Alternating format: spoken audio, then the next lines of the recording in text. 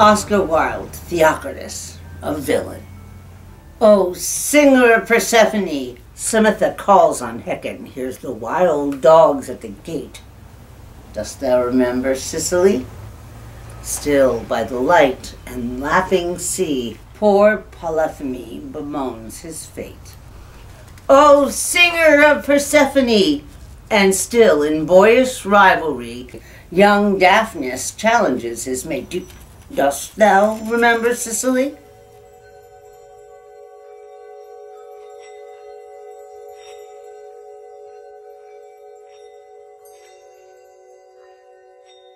How can my muse want subject to invent? While thou dost breathe, thou pourest into my verse thine own sweet argument, too excellent for every vulgar paper to rehearse. Oh, give thyself the thanks if aught in me worthy perusal stand up against thy sight. For who's so dumb that cannot write to thee, when thou thyself dost give invention light? Be thou the 10th muse, 10 times more in worth than those old 9 which rhymers invocate. And he that calls on thee, let him bring forth eternal numbers to outlive long date. If my sight, muse, do please these curious days, the pain be mine, but thine shall be the praise.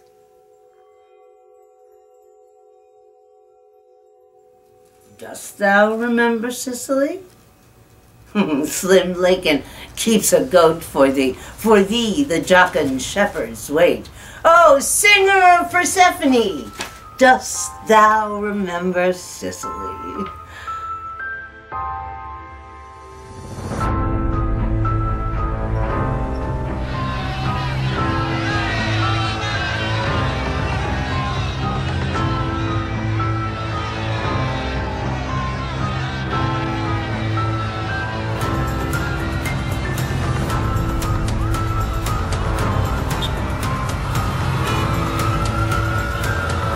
Pray you no more of this. 'Tis like the howling of Irish wolves against the moon. What?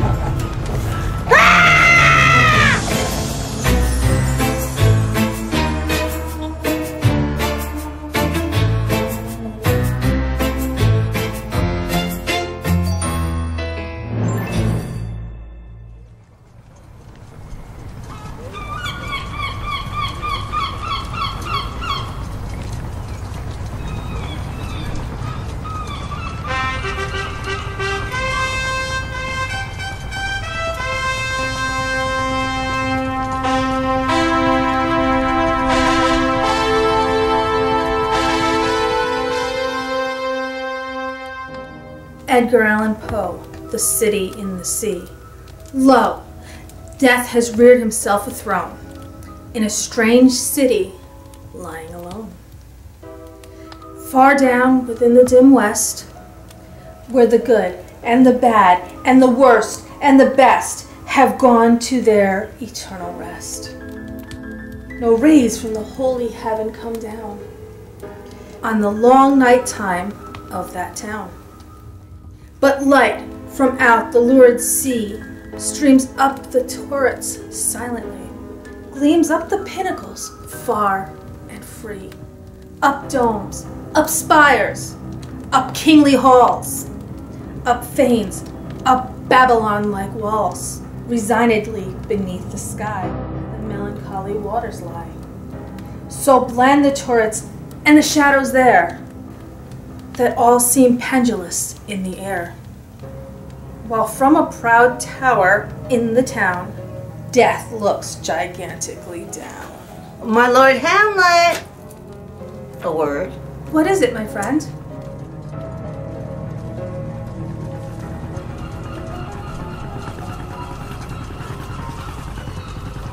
Two nights together had Marcellus, Bernardo, and I, on their watch, in the dead waste and middle of the night, been thus encountered, a figure like your father appears before them, and with solemn march goes slowly and stately by them. Thrice he walked by their opposed and fear-surprised eyes, with his truncheon's length, whilst they, distilled almost to jelly with the act of fear, Stand dumb and do not speak to him. This, to me, in dreadful secrecy impart, they did. And I, with them, the third night did keep watch, whereas as they had delivered both in time, form of the thing, each word made good and true, the apparition comes. I knew your father. These hands are not more like. But where was this? My lord, upon the platform where we watch. Did you not speak to it? My lord, I did. But answer it made none. Yet methought it lifted up its head and did address itself to motion, like as it would speak. But even then the morning cock crew loud, and at the sound it shrunk away in haste and vanished from our sight. It's very strange.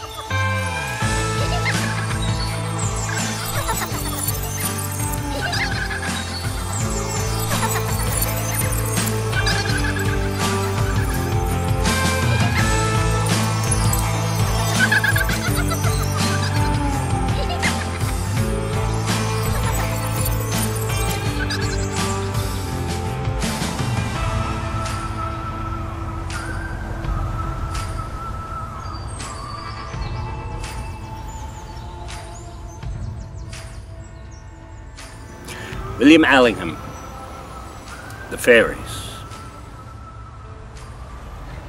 Up the airy mountain, down the rushy glen, we daren't go a-hunting for fear of little men. Wee folk, good folk, trooping all together, green jacket, red cap, and white owl's feather. Down along the rocky shore, some make their home. They live on crispy pancakes of yellow tide foam. Some in the reeds of the black mountain lake, with frogs for their watchdogs, all night awake. They stole little Bridget for 7 years long. When she came down again, her friends were all gone. They took her lightly back between the night and morrow. They thought she was fast asleep, but she was dead with sorrow. They have kept her ever since deep within the lake on a bed of flag leaves, watching till she woke. Up the airy mountain, down the rushy glen, we daren't go hunting for fear of little men. Wee folk, good folk, trooping all together, green jacket, red cap, and white owl's feather.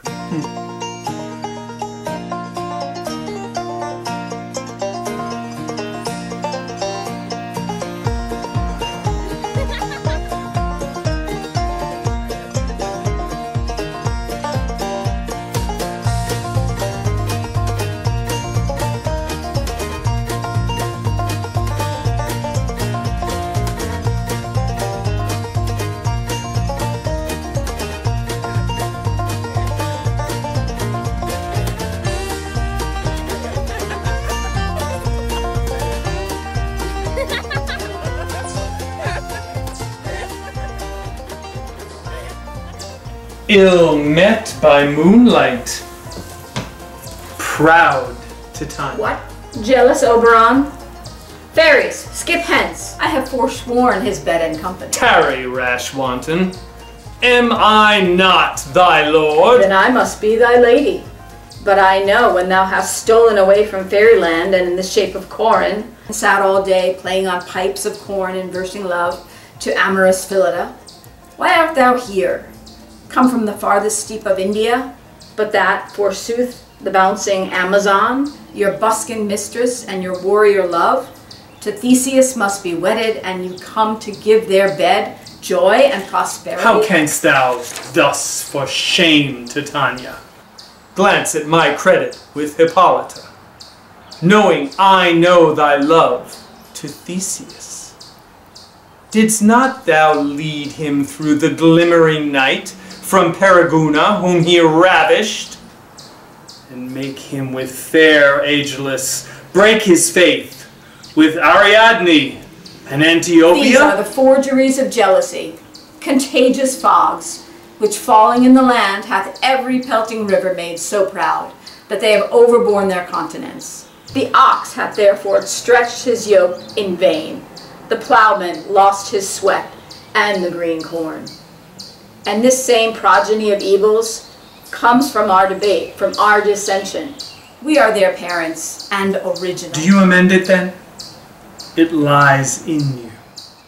Why should Titania cross her Oberon? I do but beg a little changeling boy to be my henchman. Ah, set your heart at rest. The fairyland buys not the child of me. His mother was a votress of my order, and in the spiced Indian air by night, full often hath she gossiped by my side and sat with me on Neptune's yellow sands, marking the embarked traders on the flood. When we have laughed to see the sails conceive and grow big-bellied with the wanton wind, which she, pretty and with swimming gait, following her womb, then rich with my young squire, would imitate and sail upon the land to fetch me trifles and return again, as from a voyage, rich with merchandise. But she, being mortal, of that boy did die. And for her sake I do rear up her boy, and for her sake I will not part with him. How long within this wood intend you stay? Perchance till after Theseus' wedding day. If you will patiently dance in our round, and see our moonlight revels, go with us. If not, shun me, and I will spare your haunts. Give me that boy, and I will go with thee. Not for thy fairy kingdom. Fairies, away! We shall chide downright if I longer stay.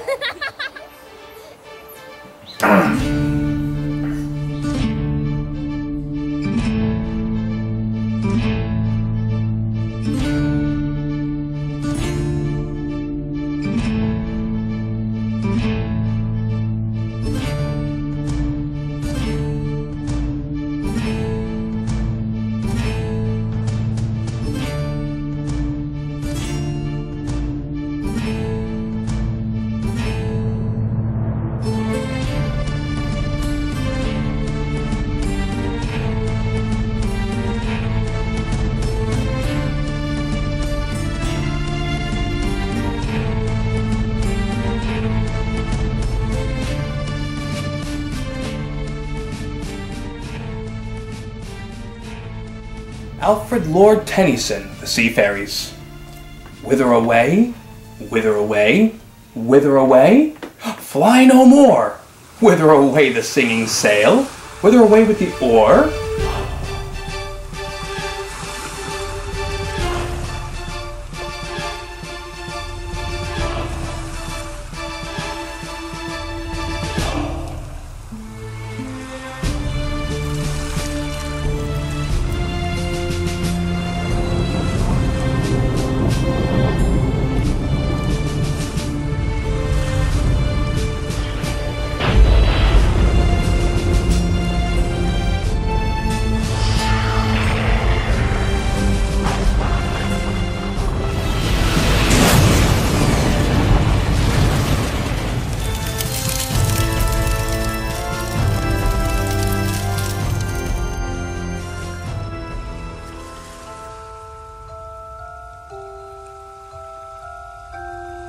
Whither away from the high green field and the happy blossoming shore? Weary mariners, hither away, one and all, one and all. Weary mariners, come and play. We will sing to you all the day. Furl the sail and foam will fall from the prow, one and all. Furl the sail, drop the oar, leap ashore. No danger and trouble and toil no more. Wither away with the sail and the oar, drop the oar, leap ashore, fly no more. Wither away with the sail, wither away with the oar, day and night to the billow, etc.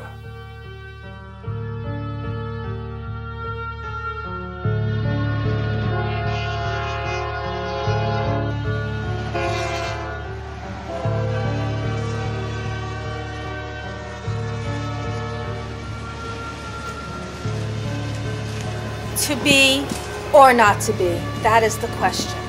Whether 'tis nobler the mind to suffer the slings and arrows of outrageous fortune, or to take arms against the sea of troubles, and by opposing, end them. To die, to sleep, no more. And by a sleep to say we end the heartache and the 1,000 natural shocks that flesh is heir to. 'Tis a consummation devoutly to be wished. To die, to sleep, perchance to dream. Aye, there's the rub. For in that sleep of death, what dreams may come, when we have shuffled off this mortal coil, must give us pause. There's the respect that makes calamity of so long life. For who would bear the whips and scorns of time, the oppressor's wrong, and the proud man's contumely, the pangs of disprized love, the law's delay, the insolence of office, and the spurns that patient merit of the unworthy takes, when he himself might his quietus make? With a bare bodkin, who would fardels bear, to grunt and sweat under a weary life? But that the dread of something after death, the undiscovered country, from whose bourne no traveler returns, puzzles the will, and makes us rather bear those ills we have, than fly to others that we know not of. Thus conscience doth make cowards of us all, and thus the native hue of resolution is sicklied over the pale cast of thought. And enterprises of great pith and moment, with this regard, their currents turn awry, and lose the name of action.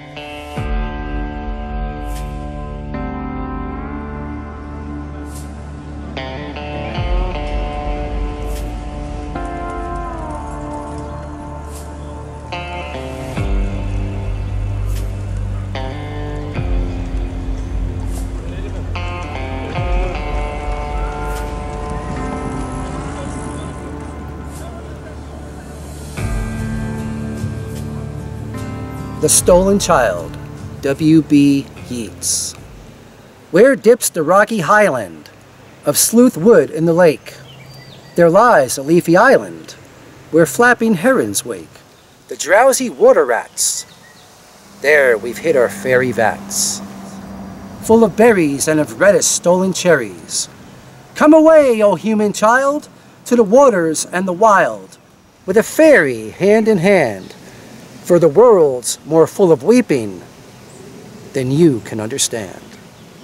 Where the wave of moonlight glosses the dim gray sands with light, far off by furthest Rosses, we foot it all at night. Come away, O human child, to the waters and the wild, with a fairy hand in hand, for the world's more full of weeping than you can understand.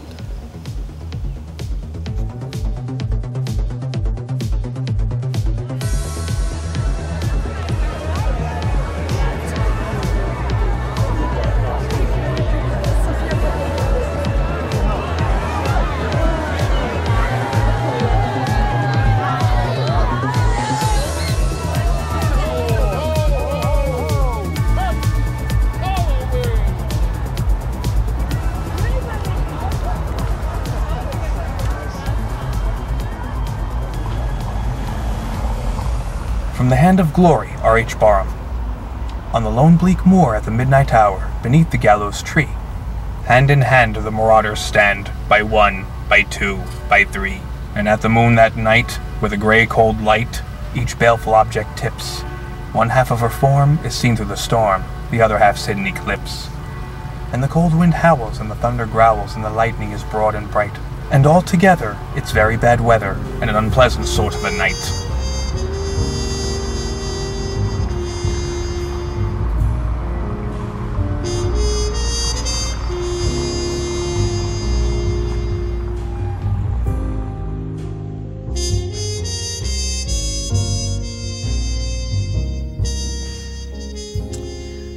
The apparition, John Donny. When by thy scorn, O murderess, I am dead, and that thou thinkest thee free from all solicitation from me, then shall my ghost come to thy bed, and thee feigned vestal in worse arms shall see. Then thy sick taper will begin to wink, and he, whose thou art then, being tired before, will, if thou stir, or pinch to wake him, think thou call'st for more, and in false sleep will from thee shrink. And then, poor aspen wretch, neglected thou bathed in a cold quicksilver sweat, wilt lie a verier ghost than I. What I will say I will not tell thee now, lest that preserve thee. And since my love is spent, I had rather thou shouldst painfully repent than by my threatenings rest still innocent.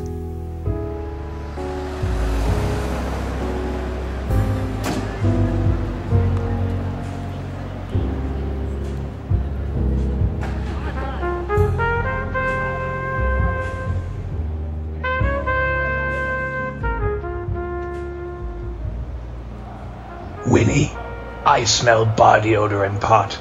I think that means that the boy who tricked us all those years ago still resides here. A boy to play with!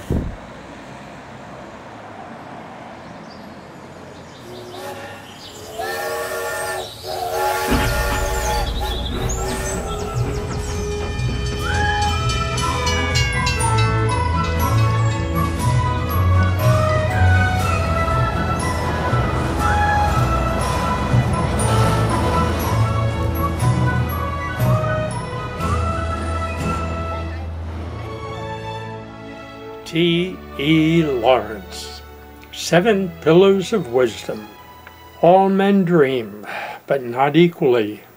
Those who dream by night in the dusty recesses of their mind wake up in the day to find it was vanity. But the dreamers of the day are dangerous men, for they may act their dreams with open eyes to make it possible.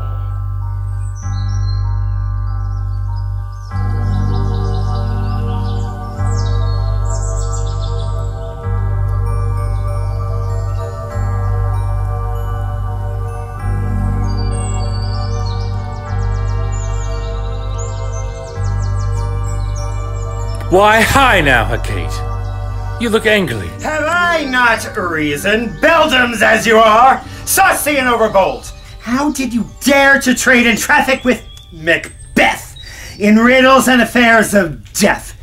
And I, the mistress of your charms, the close contriver of all harms, was never called to bear my part or show the glory of our art. Perhaps a calming circle. I am calm! I don't think thou art being honest with thyself.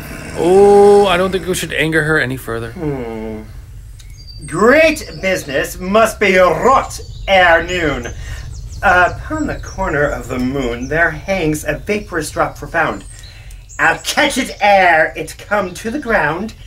Distilled by magic slates, shall raise such artificial sprites as that, as by the strength of their illusion, shall draw him on to his confusion. Is this a dagger which I see before me? The handle toward my hand? He shall spurn fate, scorn death, and bear. He hopes above wisdom, grace, and fear.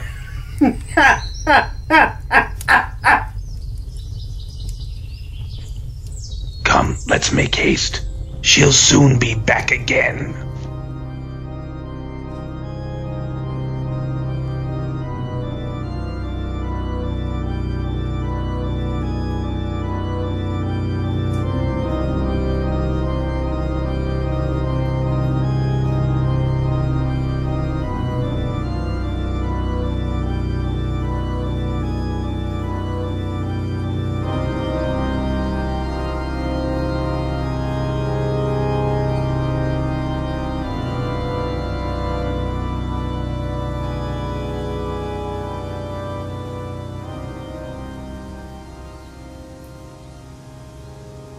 Inscription: Donald Jeffrey Hayes. He wrote upon his heart, as on the door of some dark ancient house, who once lived here has long been dead as moss-grown stone. Only a ghost inhabits here, one that would be alone. Only a ghost inhabits here, a ghost without desire, who sits before a shadowed hearth and warms to a spectral fire.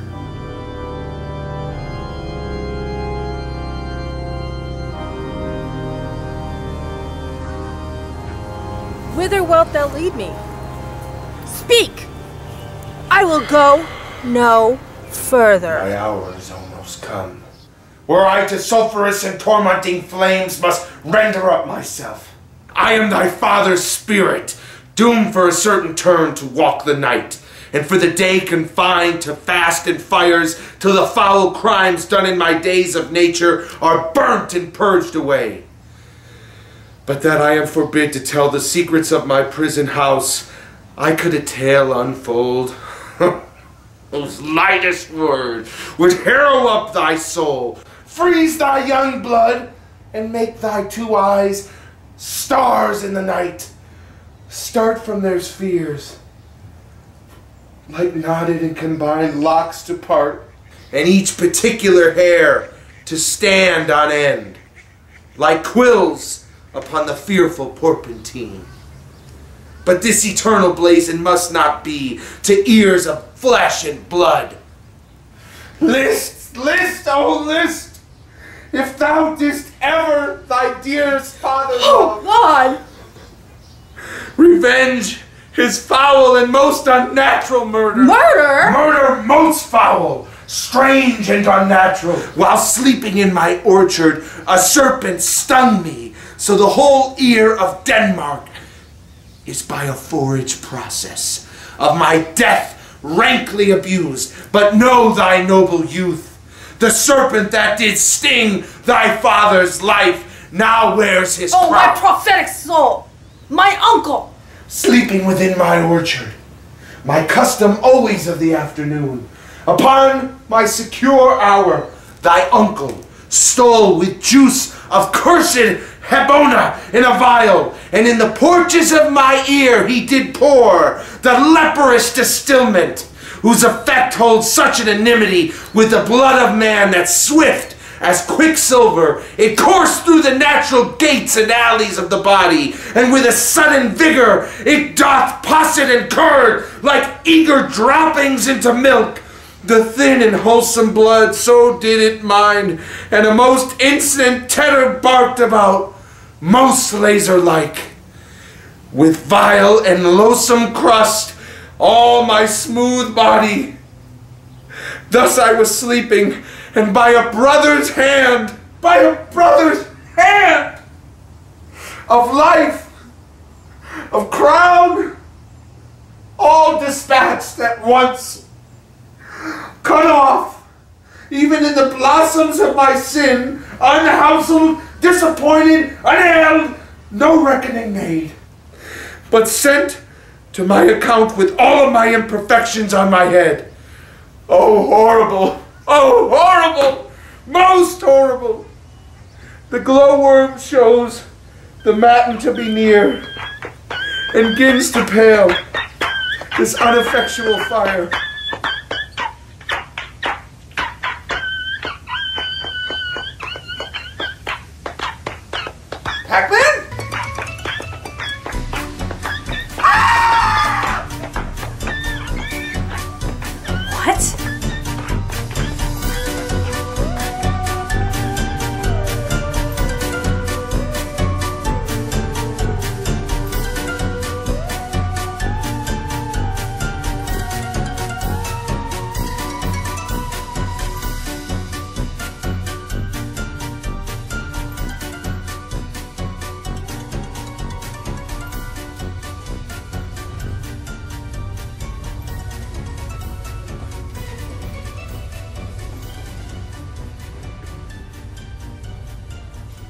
My dream, Christina Rossetti.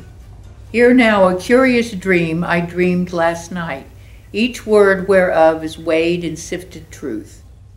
I stood beside Euphrates while it swelled, like overflowing Jordan in its youth. It waxed and colored sensibly to sight, till out of myriad pregnant waves there welled young crocodiles, a gaunt, blunt-featured crew, fresh hatched perhaps and daubed with birthday dew. The rest if I could tell, I fear my friend, my closest friend, would deem the facts untrue, and therefore it were wisely left untold. Yet if you will, why, hear it to the end. Each crocodile was girt with massive gold, and polished stones that were their wearers grew. But one there was who waxed beyond the rest, wore kinglier girdle and kingly crown, whilst crowns and orbs and scepters starred his breast, all gleamed compact and green with the scale on scale. But special burnishment adorned his mail, and special terror weighed upon his frown. His punier brethren quaked before his tail, broad as a rafter, potent as a flail. So he grew lord and master of his kin, but who shall tell the tale of all their woes? An exorable appetite arose.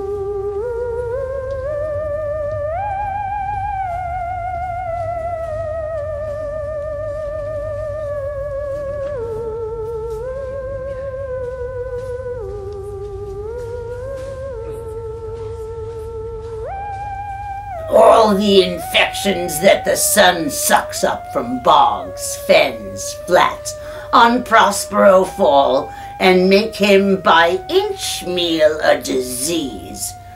His spirits hear me, and yet I needs must curse.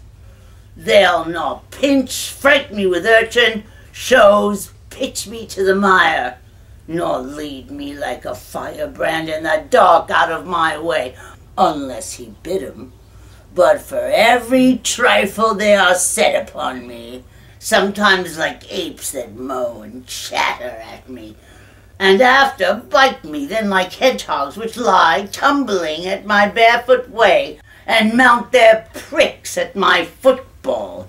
And sometimes I am all wound up with adders who have cloven tongues, do hiss me into madness.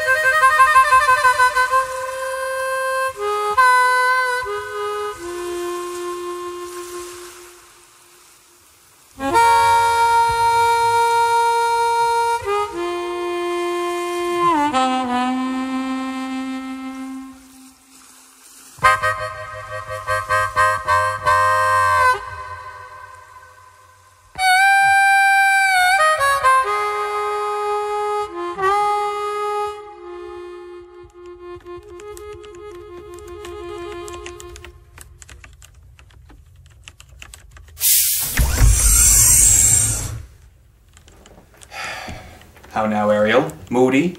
What as thou canst demand? My liberty. Before the time be out? No more! Thou didst promise to bait me a full year. Dost thou forget from what torment I did free thee? No. Thou dost! And think it too much to tread the ooze of the salt deep, to run upon the sharp wind of the north, to do me business in the veins of the earth when it is baked with frost? I do not, sir. Thou last malignant thing! Hast thou forgot the foul witch Sycorax, who with age and envy has grown into a hoop? Hast thou forgotten her? No, sir. Thou hast. Where was she born? Speak. Tell me. Sir, in Argyle. Oh, was she so? I must once in a month recount what thou hast been, which thou forgettest. This damned witch Sycorax, for mischiefs manifold and sorceries terrible to enter any human hearing, from Argier, thou knowest, was banished.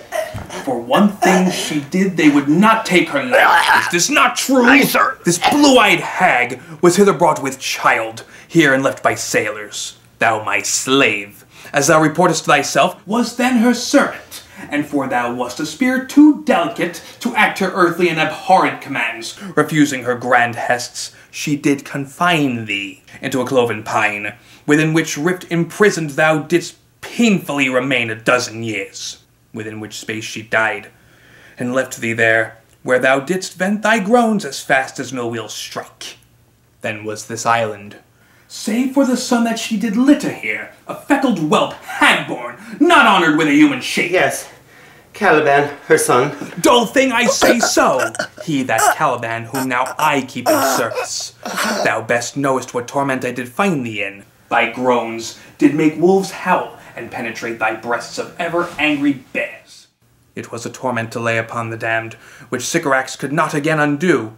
It was mine art, when I arrived and heard thee, and made gape in the pine and let thee out. I thank thee, master. If thou more murmurest, I will rend an oak and peg thee in his naughty entrails till thou hast howled away 12 winters. I will be a correspondent to command, and do my spriting gently. Do so, and after 2 days, I will discharge thee. That's my noble master. Say what? What shall I do? Well, for starters, these boots aren't going to spit shine themselves.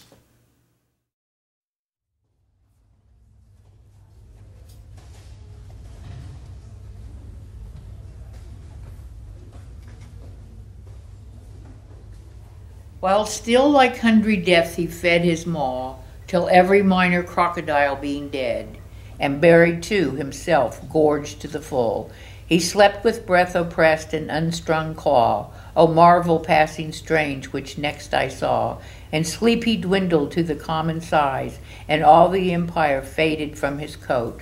Then far from off a winged vessel came, swift as a swallow, subtle as a flame.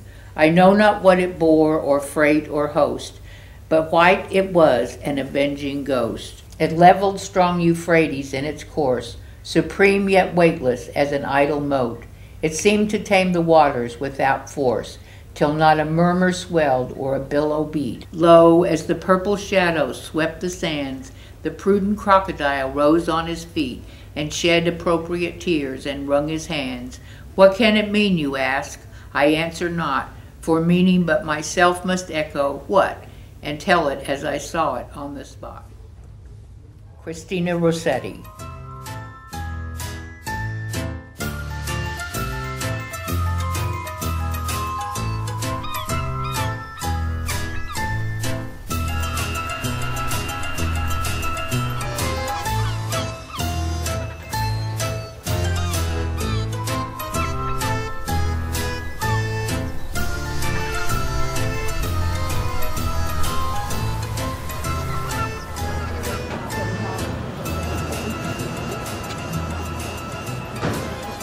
There is an old tale goes that Herne the Hunter, sometimes a keeper here in Windsor Forest, doth all the winter time at still midnight walk round about an oak with great ragged horns. And there he blasts a tree and takes the cattle and makes milch kiln yield of blood and shakes a chain in the most hideous and dreadful manner. You have heard of such a spirit, and well you know the superstitious, idle-headed eld received and did deliver to our age this tale of Herne the Hunter for a truth. Why yet there want not many that do fear, and deep of night to walk by this Herne's oak. But what of this? Marry, this is our device, that Falstaff at that oak shall meet with us. Well, let it not be doubted, but he'll come, and in this shape, when you have brought him thither, what shall be done with him? What is your plot? That likewise we have thought upon. And thus Nan Page, my daughter, and my little son, and 3 or 4 more of their growth, will dress like urchins, ophises, and fairies, green and white, with rounds of waxen tapers on their heads and rattles in their hands. Upon a sudden, as Falstaff, she and I are newly met, let them from forth a soppet rush at once with some diffuse song. Upon their sight, we too, in great amazedness, will fly. Then let them all encircle him about, and fairy-like to pinch the unclean knight, and ask him why, that hour of fairy revel in their so sacred paths, he dares to tread in shape profane. Tempt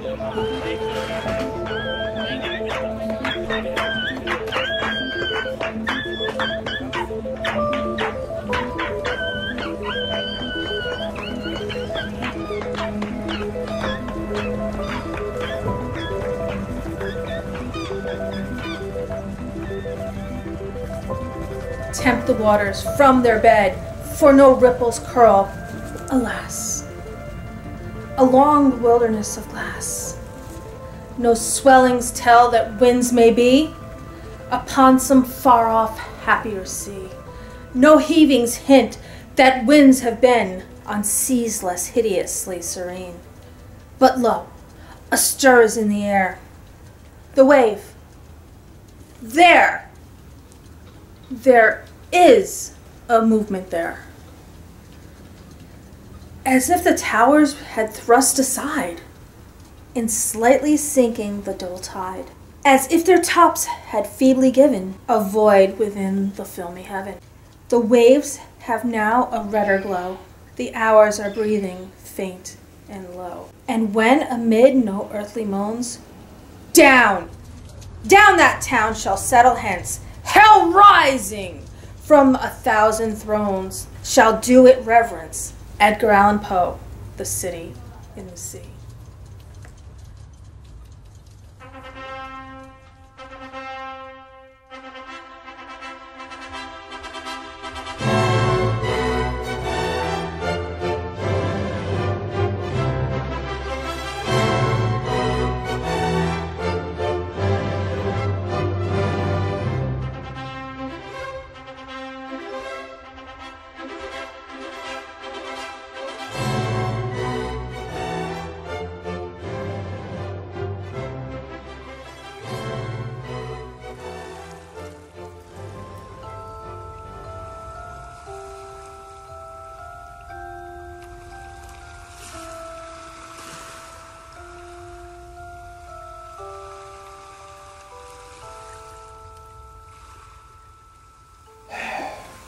Now my charms are all overthrown, and what strength I have is mine own, which is most faint.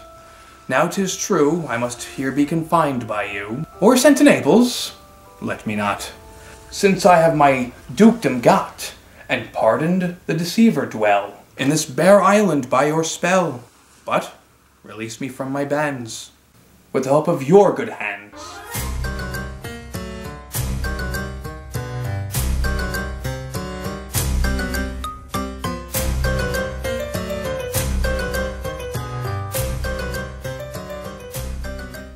Gentle breath of yours my sails must fill, or else my project fails. Which was to please. Now I want spirits to enforce, art to enchant, and my ending is despair. Unless I be relieved by prayer, which pierces so that it assaults mercy itself, and frees all faults. As you from crimes would pardoned be, let your indulgences set me free.